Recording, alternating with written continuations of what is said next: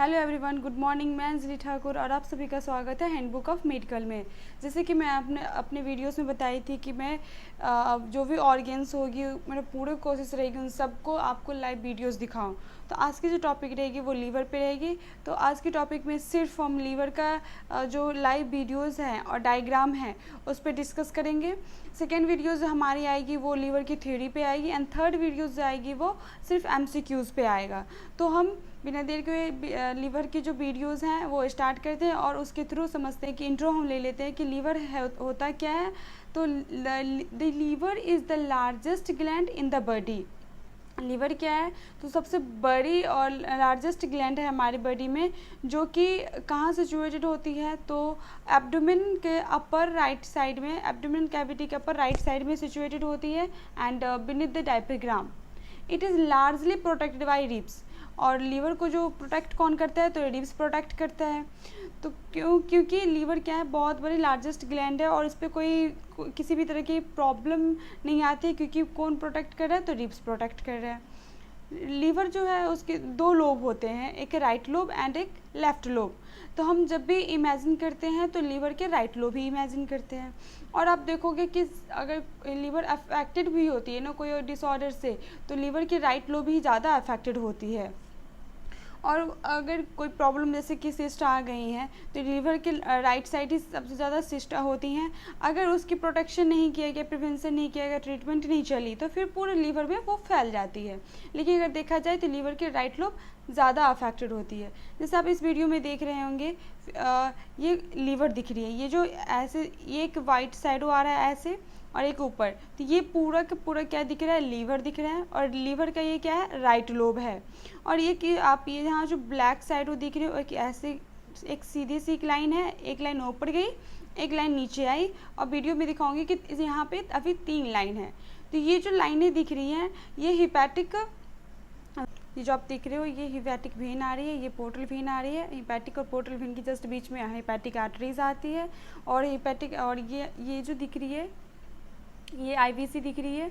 और hepatic portal vein की just lower side में bile duct, just lower side में क्या आती है? तो बाइल डक्ट आती है। तो ये जो दिख रहे हैं अभी 3 साइडों आएंगी।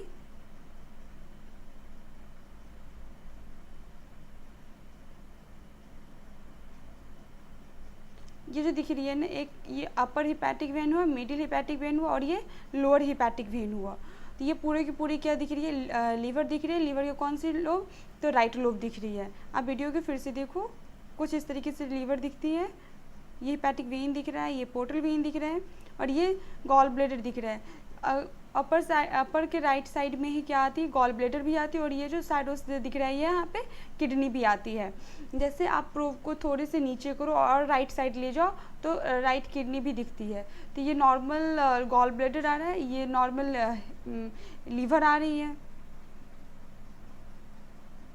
कुछ इस तरीके से जब हम सोनोग्राफी करते हैं तो लीवर कुछ इस तरीके से दिख रहा है। ये राइट लास्ट में जो वीडियोस आ रही थी ये किडनी आ रही है। ये क्या है? तो किडनी है। ये किडनी का साइड हो, ये आप जीबी देख लो, गॉल ब्लैडर। और ये इस साइड में क्या आ रही है? ये जो थोड़ी सी साइड आ रही है ये लीवर आ रही है। तो लीवर कुछ इस तरीके से हम सोनोग्राफी में जब भी देखते हैं तो दिखती है। अब हम देखते हैं कि लीवर की डायग्राम के थ्रू देखते हैं कि लीवर किस तरीके से दिखती है।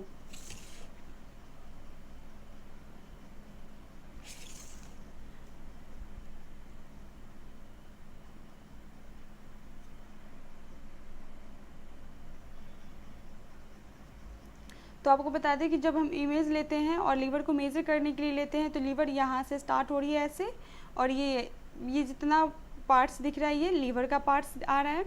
और लीवर का जब भी हम मेजर करते हैं तो लोअर साइड से लेके अपर साइड तक पूरा मेजर करते हैं।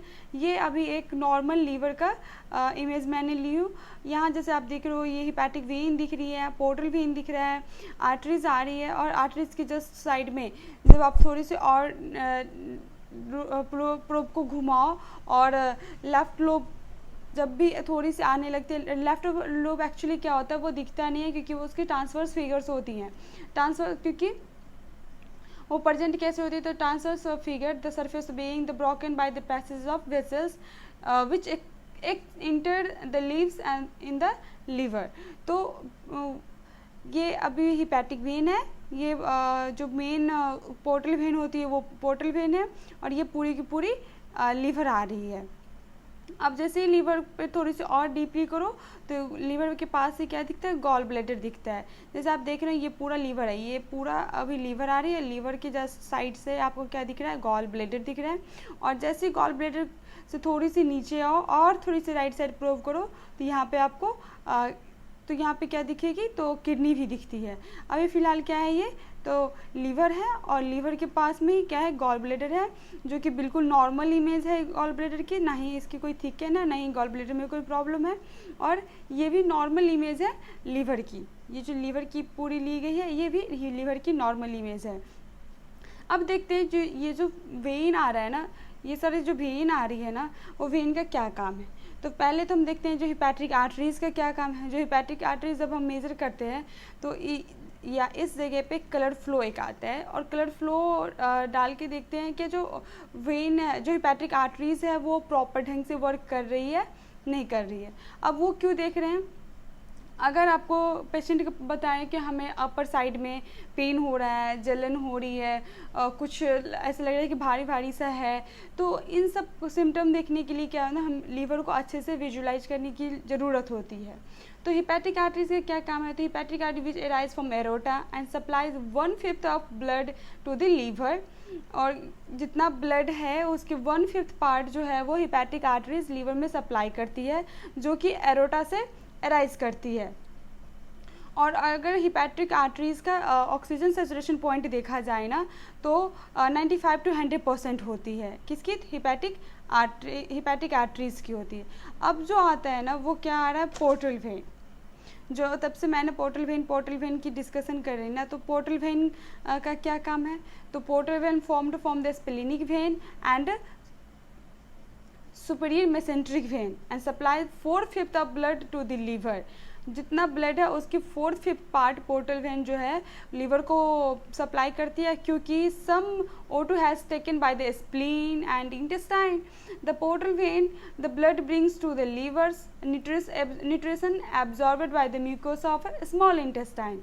कहाँ से एब्जॉर्ब करती है, तो म्यूकोसा ऑफ स्मॉल इंटेस्टाइन से।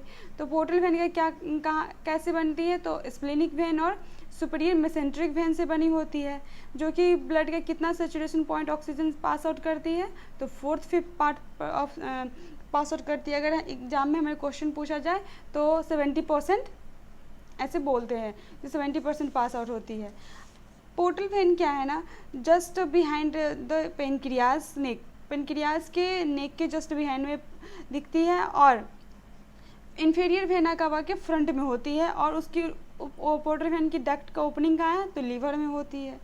जो पोर्टल वेन है अगर उसमें ब्लॉकेज आ गया ना, या फिर पोर्टल वेन सही ढंग से वर्क नहीं किया ना, तो पोर्टल हाइपरटेंशन हो जाती है, और जिससे क्या हो जाता है, bloated stomach with rapid weight gain होती है, swelling in your feets, legs, abdomen क्या हो जाती है, तो स्वेलिंग आने लगती है फीट में भी, एब्डोमेन में भी, या फिर इचिंग ज़्यादा होने लगती है, जलन से फील होने लगता है। एंड पोर्टल वेन अगर ब्लॉकेज हुआ ना, तो क्या होती है, इंटरनल ब्लीडिंग होने लगती है, जिससे एसाइटिस की प्रॉब्लम चांसेस बन सकती है, मेंटल कन्फ्यूजन होने लगती है, स्वेलिंग आने लगती है।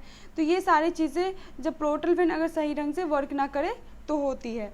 इसके वजह क्या है, तो हेपेटाइटिस सी भी है, alcohol induce hepatitis, non alcohol induce hepatitis होती है, या फिर लीवर डिजीज़ की वजह से, या फिर लीवर ज़्यादा फैटी हो रहा है ना, इसके थिकन अगर ज़्यादा फैटी हो रहा है तो इसकी वजह से भी पोर्टल वेन सही ढंग से वर्क नहीं करेगी।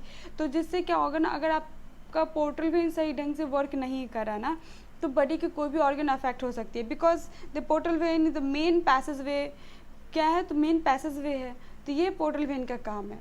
अब एक आती है हिपैटिक वेन। जब मैंने बहुत ज़्यादा डिस्कस करा हिपैटिक वेन पे, जो अगर आप ऐसे भी प्रूफ लगाओ तो हिपैटिक वेन ज़्यादा दिखती है। तो ये जो शैडो दिख रही है ये क्या है, तो हिपैटिक वेन है। अब देखते हैं हिपैटिक वेन का क्या काम है।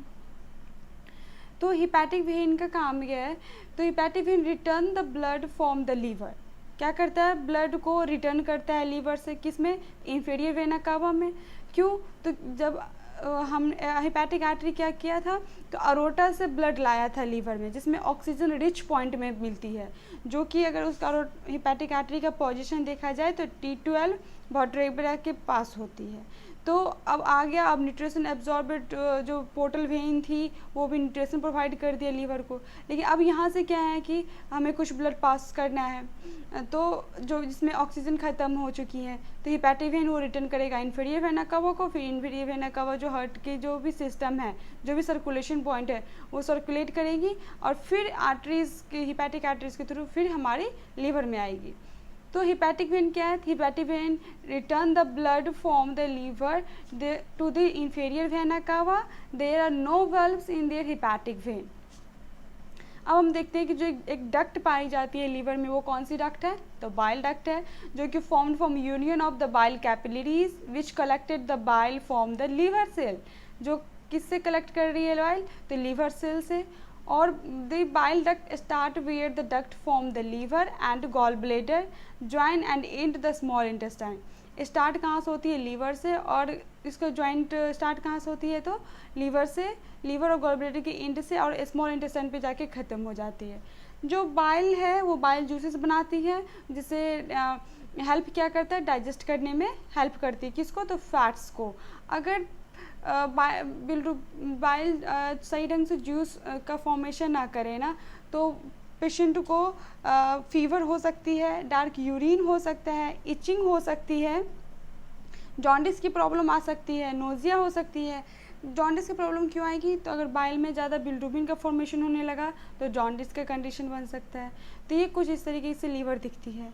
अब हम देख लेते हैं लीवर का सही ढंग से पोजीशन क्या होता है। ये लीवर का इमेज मैंने लिया है,